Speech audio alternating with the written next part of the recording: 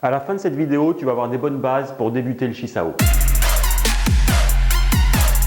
Le Shih-Sao, qu'on appelle aussi main collante, c'est un exercice qui va te permettre de développer des qualités d'écoute tactile pour pouvoir dévier les attaques de tes adversaires et profiter de ses erreurs. Au Wing Chun Defense System, tu vas voir le Shih-Sao à partir du 4e degré, ce qui va permettre d'affiner ta sensibilité et de devenir un combattant redoutable. Le Shih-Sao va te permettre de dévier les attaques de ton adversaire.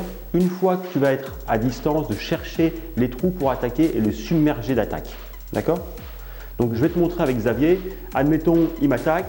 Je fais tac, tac. Je vais m'en servir du Shih-Sao là pour rentrer et je vais chercher les trous qui vont me permettre de lui donner des coups. Donc vous allez vous mettre dans cette position, tac, comme Xavier. Donc double Tan Sao comme ceci, avec, vous voyez, les doigts légèrement vers l'extérieur.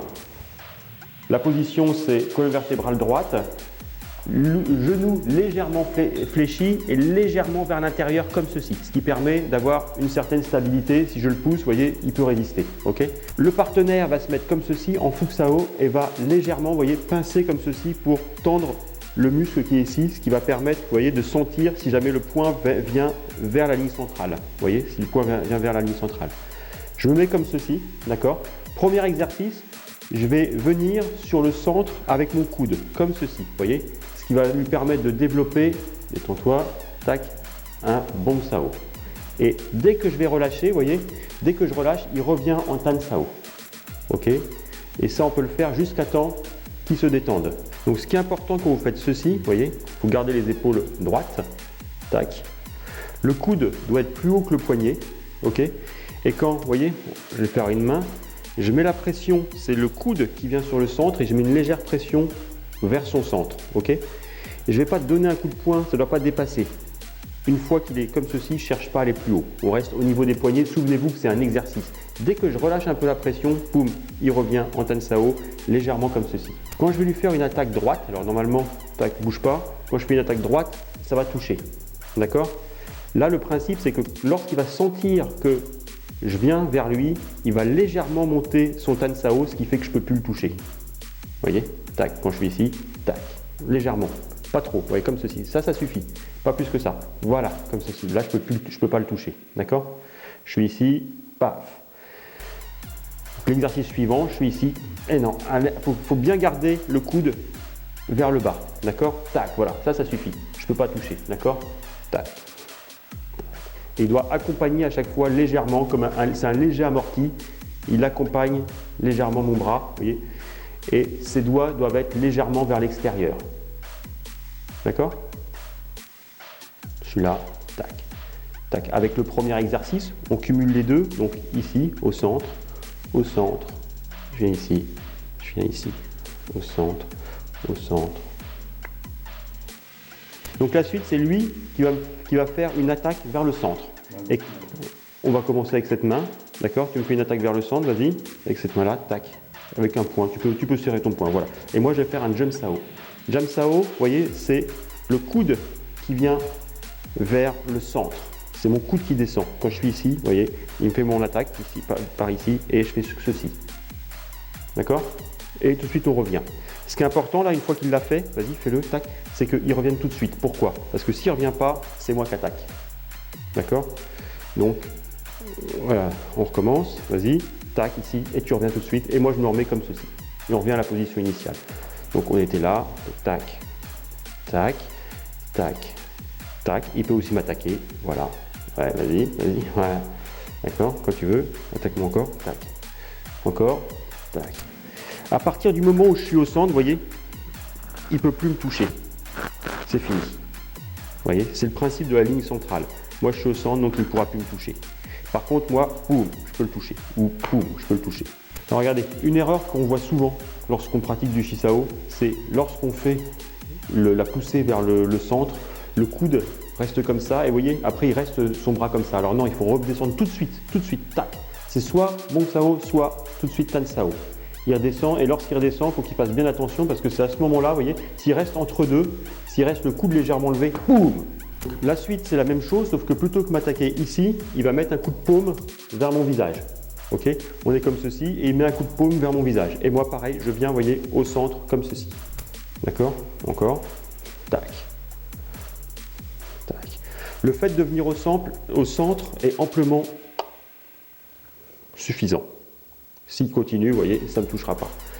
Et je vais exercer, quand il me le fait, je vais légèrement aller vers l'arrière. Donc, vous voyez, tac, c'est léger, très léger. Ok, tac. Donc, il peut m'attaquer en bas, voilà, ici, encore, tac. Il peut m'attaquer en haut, boum. Voilà. On continue cet exercice-là. Donc, Xavier va m'attaquer au visage avec un coup de paume. Je viens comme ceci, et là, c'est moi qui attaque ensuite, avec un Pak Sao. Et on revient, tac, de l'autre côté, tac. Et ce qui est intéressant dans cet exercice, c'est le fait d'accompagner. Alors, j'accompagne, vous voyez, et je dévie. Et ensuite, j'en profite pour attaquer. Donc là, on a vraiment un principe du Chi-Sao, c'est le fait, attaque-moi de l'autre côté, voilà, d'accompagner. Je ne me mets pas en opposition, j'accompagne en déviant, et ensuite, j'attaque. D'accord? Tac, oh, oh. Et vous voyez, et après, on revient tout de suite comme ceci. Alors, effectivement, on peut se dire que personne n'attaque comme ça, ce qui est vrai. C'est pour ça que c'est un exercice. On développe des capacités, on développe son ressenti, mais effectivement, on ne se bat pas comme ça. Donc la suite de cet exercice, pareil, attaque, coup de paume ici. Et quand je vais rattaquer, Xavier va laisser son coude venir comme ceci et refaire une attaque. Vous voyez, là c'est aussi important de garder le Tan Sao comme ceci. Tac, tac, tac. Ok. Une fois que vous maîtrisez bien ces différents exercices, vous allez pouvoir passer au Pun Sao, au vrai Pun Sao, c'est-à-dire une main comme celle-ci et l'autre comme celle-ci. Et j'attaque au centre, il m'attaque au centre, j'attaque au centre, il m'attaque au centre, tac, tac. Alors là, voilà. Il faut bien attendre quand vous faites ça, c'est lorsque vous avez une poussée au centre que vous devez faire le Bong Sao. Et vous attendez que l'autre, ça ne doit pas devenir mécanique. Tac, tac, tac, tac. Celui-ci vient après les autres, tout simplement parce que c'est attaque-défense, c'est un peu plus complexe dans la coordination. Vous voyez, dès qu'il y a un trou, on va essayer de rentrer. Alors, ce qui est important aussi dans cet exercice-là, c'est qu'il faut toujours avoir une légère pression vers le partenaire. Légère, d'accord? Si bien que si j'enlève une main, boum, tout de suite, on frappe, d'accord? On reprend, vous voyez? Si Xavier enlève une main, boum, tout de suite, on frappe, ok? Dans l'idée, j'attends. Dans l'idée, il faut bien comprendre que voilà, on est dans la tactique du Wing Chun et j'attends qu'il y ait une ouverture, je colle avec mes mains et j'attends qu'il y ait une ouverture ou qu'il y ait une erreur pour rentrer. D'accord? Donc là, c'est un exercice, mais l'objectif c'est ça. J'attends qu'il enlève une main, par exemple, ou qu'il y ait un, voilà, poum, poum, poum, poum, poum, et là je peux rentrer. D'accord? On va le refaire, on est comme ceci, je mets une légère pression et dès qu'il va, poum, poum, poum, poum. Ok? Et également, ce qui est important, c'est d'avoir les genoux légèrement pliés pour avoir une certaine pression vers le partenaire. D'accord? Ça ne doit pas être... vous voyez, ça ne doit pas être... non, comme ceci. Et j'attends qu'il enlève une main, là, dans cet exercice-là, boum, boum, boum. Dès qu'il enlève une main, j'avance et je donne des coups de poing. Pour pratiquer correctement le Chi-Sao, bon bah, main collante, donc il faut toujours être en contact avec les poignets du partenaire, d'accord? Vous ne devez pas avoir de moment où vous perdez contact. On est toujours en contact, d'accord?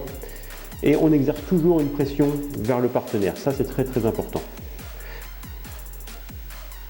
Quand vous pratiquez, vous devez essayer de décontracter les épaules. C'est important d'être décontracté. Si vous êtes trop tendu, c'est pas du tout correct. Vous n'aurez pas la même sensibilité au niveau des poignets, d'accord? Alors pour la petite anecdote, moi quand je pratiquais ça avec mon Seeing, donc Seeing c'était mon instructeur à l'époque, dès qu'il y avait un trou, eh bien boum, boum, boum, il me tapait, mais vraiment quoi. Hein. Et je vous assure qu'au bout d'un moment, vous faites vraiment là, un trou. Au bout d'un moment, ah là, toi, il n'y avait pas ton coude n'était pas au centre. Là, ici. Ouais, ok. Au bout d'un moment, boum, ça vient rapidement. Hein. Donc vous voyez, ce que vous pouvez faire aussi pour développer la sensibilité, c'est vous bander les yeux. Donc là, vous serez complètement concentré sur les sensations. Et quand vous êtes concentré sur les sensations, on sent tout de suite le moindre trou. Ok? C'est bon? Ok.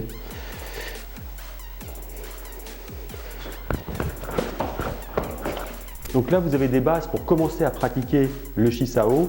Alors, je ne répéterai jamais assez, c'est important de se faire accompagner pour ce type d'exercice, simplement parce qu'il faut quelqu'un qui connaisse très bien pour vous corriger. Sinon, vous allez avoir des mauvais réflexes et vous ne gagnerez pas de temps. Dis-moi dans les commentaires les difficultés que tu rencontres en pratiquant le Shisao. C'était Sifu Joanmo pour le Wing Chun Defense System. N'oublie pas de liker et partager.